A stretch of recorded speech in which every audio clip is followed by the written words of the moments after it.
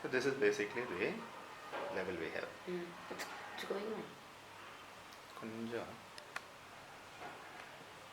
அப்புறம் நீங்க காண்பீங்களா? should be there. அந்த white line ஆனா இப்போ இல்ல. ஆமா, இப்போ full video is recording. It records it.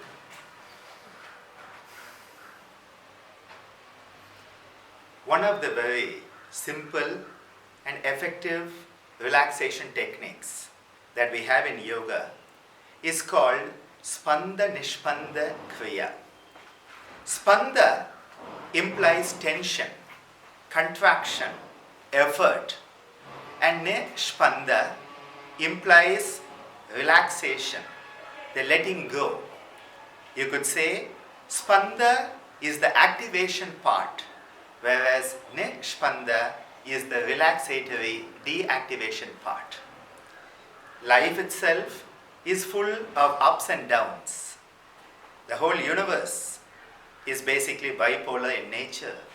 And I often think most of us humans manifest a lot of that bipolarity, often within normal limits, until we go beyond the limits and then need medical assistance. Balancing the opposites is one of the most important concepts of yoga. In fact, Maharishi Patanjali tells us that through asana, we can overcome the pulls that these opposites are constantly placing upon us. The dvandvas, the two-twos, the likes and the dislikes, the highs and the lows, the good days and the bad days, the days where you get up in the morning and feel happy and the days you get up in the morning and you don't feel happy. Well, all of this is part and parcel of life. This technique, Spanda Nishpanda Kriya, is done from Shavasana, and lying down in Shavasana, we perform a specific contraction of each part of the body from toes right up to the head in a sequence. Starting to contract the toes, the feet, the ankles, the lower leg, the knees, the thighs, the gluteal muscles, the abdomen, the back, the chest, the neck. அதுதான் நீ அதை எடுத்து வைக்கும் போது நினைச்சேன் அதுதான் பிரச்சனை. அது இந்த மாதிரி சவுண்ட் வரும். அன்னைக்கு one day I did that.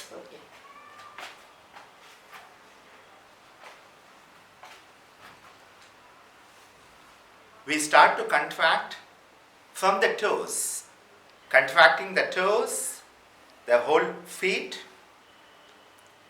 We start to contract from the toes, the feet, the ankles, the lower leg, the knees, the thighs, the gluteal muscles, the abdominal, lower, upper abdominal regions, the lower, middle and upper chest, the whole of the back and neck, and we clench the fists, bringing that tension, utmost tension, maximum tension into the fist, the whole forearm, the upper arm, coming into the neck, and then bring it into the face and the jaw and just tense ourselves as much as possible. And at the peak of the tension, we just let go and relax. We then repeat it after relaxing for 10 to 20 seconds. And this is repeated at least 3 times for the sake of relaxation. The Spanda Nishpanda Kriya can be done in Shavasana, which is the best place to do it. It can also be done in a sitting position, in a chair. You could do it at any point in your life, wherever you are, whenever you need a sense of immediate, instant relaxation. Just as you have instant coffee and instant noodles, yoga offers us this instant relaxation technique whenever we are stressed out. This alternation of maximum tension, contracting as much as possible and letting go, produces a very deep sense of relaxation. Because the relaxation is always better when effort precedes the relaxation. On days where you are doing nothing and just sitting around being a couch potato, if you try to sleep, you cannot sleep.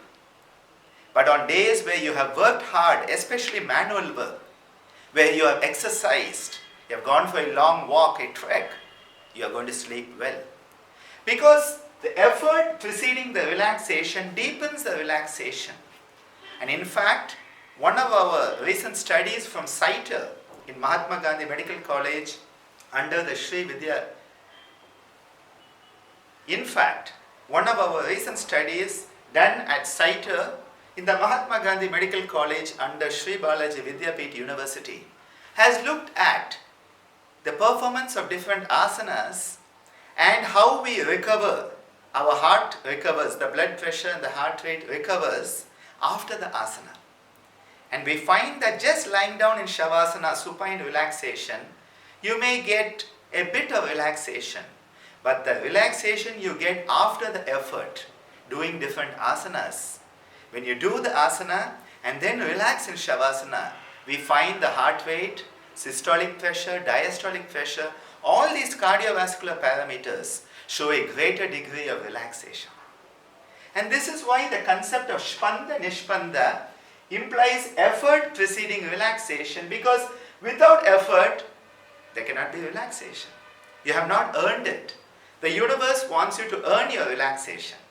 And that is where the effort we make as a human being, Purushartha, is so important. In fact, even the teachings of Maharishi Patanjali in the Yoga Sutras, the Yoga Darshan, tell us that Abhyasa and Vairagya are required to still the mind, the whirlpools of the subconscious, unconscious mind. You need Abhyasa, which is the effort. It is the part where you do something. But then you need Vairagya, which is that letting go. Abhyasa is that part where you say, I am going to do push, push, push, push, push against all obstacles. But there comes a point where you have pushed so much that you have to let go. Just as the plane takes off, just as a glider takes off from the top of the mountain, they run down the hill. And as they run, they let go. The effort of running and letting go. Abhyasa, Vairagya. Both are essential. And the same message is given by Lord Krishna in the Bhagavad Gita when he tells us that this Abhyasa and Vairagya is the means to control the mind that is so turbulent like the wind. And of course, Krishna's message in the Bhagavad Gita can be summed up in one phrase: do your best and leave the rest. The do your best part is the Spanda part. The leave the rest part is the Nishpanda part. When we combine Spanda Nishpanda, even your heart contracts and relaxes. The Spanda Nishpanda that is going on in your heart is keeping you healthy, keeping you alive, giving you a life, enabling you to live as a human being. And once we understand the play of Abhyasa Vairagya in our sadhana, in our effort, once we understand the importance of effort, relaxation, coupling in our life, we start to attain a state of balance. That samabhava, that state of asana that Patanjali talks about, where the dvandvas, the opposites, no longer affect us. It is something like being on a seesaw and you have the relaxation and tension and we have to balance them. And to bring about the balance, the Spanda Nishpanda Kriya really helps us. And to end this talk, this is just a simple cartoon that gives us the idea that the effort on one of those slides that the kids like to play on, and well, we adults who are still children at heart, well, we also like to go on them if they can take our weight. The effort is the going up the ladder, going up the stairs, but then you just let go and you go down the slide. The Spanda, the Nishpanda, producing health, happiness, balance, harmony at all levels of our existence.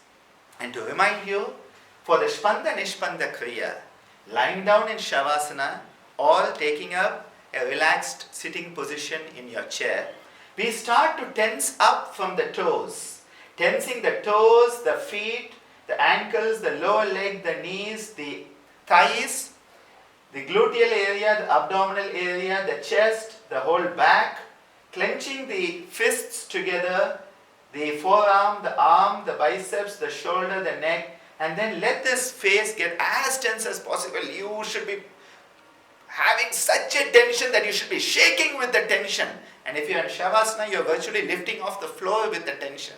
And at the peak of the tension, you just let go.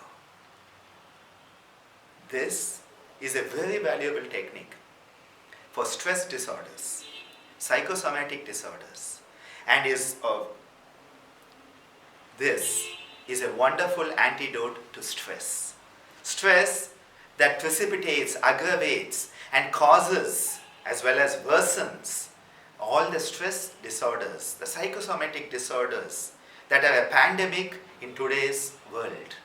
Hypertension, diabetes, insomnia, all of these conditions, they can definitely benefit when we perform Spanda Nishpanda Kriya, the relaxation technique in yoga of effort and relaxation, activation and deactivation, ultimately producing balance.